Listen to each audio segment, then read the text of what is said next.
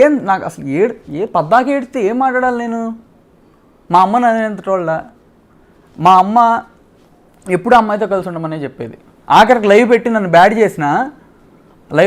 చేసినప్పటి నుంచి మా ఫాదర్ కూడా యాక్చువల్గా ఈయన ఏ మాట్లాడినా అప్పటి నుంచే మాట్లాడతాం. అప్పుడు ముందు వరకు అమ్మాయి అంటే ప్రాణం. కొడుకు ఎదవా అని చెప్పి లైవ్ పెడితే నాన్న సూపర్ అమ్మ అని చెప్తాడా లేకపోతే తిడతాడా? ఇప్పుడు వాళ్ళు ఏం చేస్తున్నారు? నన్ను తిట్టట్లేదా? చైతన్య కుమార్ గారు, సత్యవతి గారు నన్ను తిట్టట్లేదా? నన్ను తిట్టలేదా? చైతన్య కుమార్ గారు అంటున్నారు మా విషయం ఎందుకు, నేను రిజిస్ట్రేషన్ విషయం ఎందుకు, నేను పేకాట్లాడుకునే విషయం ఎందుకు, అది ఇదని చెప్తున్నారు. మరి ఆ అమ్మాయికి ఎందుకు? మా నాన్న సంగతే, మా అమ్మ సంగతే, మా అక్క సంగతే. ఆ అమ్మాయి ఎందుకు ఎత్తింది? మా నాన్న చెప్తున్నాడు అది ఇది అంటున్నారు. మరి మీ అమ్మాయి ఎందుకు చెప్పింది? మీరు కంట్రోల్ చేసుకోలేరా అంటున్నా. మీరందరూ కలిసి నన్ను చంపినా ఏం చేసినా నేను కొడుక్కి ఇస్తా. నేను లాస్ట్ టైం ఏదైతే చెప్పానో అవన్నీ ఓకే. బట్ బ్రాండ్ అమ్మాయికి ఇచ్చి డబ్బు కొడుక్కి వెళ్తా, ఆ అమ్మాయి చూసుకొని చాకరీ చేయాలనే టైపు, బిడ్డకి చాకరీ చేయాలనుకునే గొప్ప మదర్లు మాకు వద్దులే. కానీ నేను చాకరీ చేస్తా, నా కొడుక్కి ఇస్తా. అది రికార్డింగ్లో కూడా మీకు వినిపించా ఎందాక.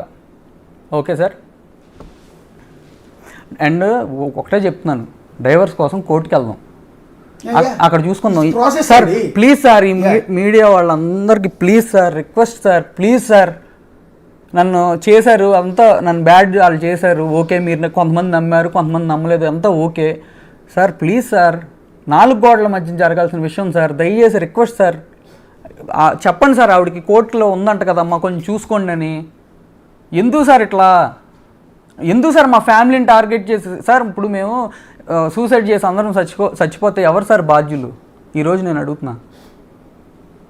నెక్స్ట్ ఆ అమ్మాయి సూసైడ్ అటెంప్ట్ చేసిద్ది, ఆ అమ్మాయి చాలా చేసిద్ది. ఎమోషనల్ నెక్స్ట్ స్ట్రాటజీస్ నాకు తెలుసు కదా. అమ్మాయి జిస్మత్ పెట్టింది నేనే. హైదరాబాద్ వచ్చాక స్టార్ట్ చేశారు. ఈ అమ్మాయి ఏమో మార్కెటింగ్ అని, ఇంకొకడేమో ఆపరేషన్స్, ఇంకొకడేమో ఫైనాన్స్ అని చెప్పి నేను తెచ్చుకుని పెట్టాను. అందరు కలిసి ముంచారు, అది వేరే విషయం సార్. ఒకసారి మా లాయర్ గారు వచ్చారో చూడండి సార్, ఎందుకంటే ఎఫ్ఐఆర్ల గురించి వాటి గురించి ఐ వాంట్ టు డిస్కస్.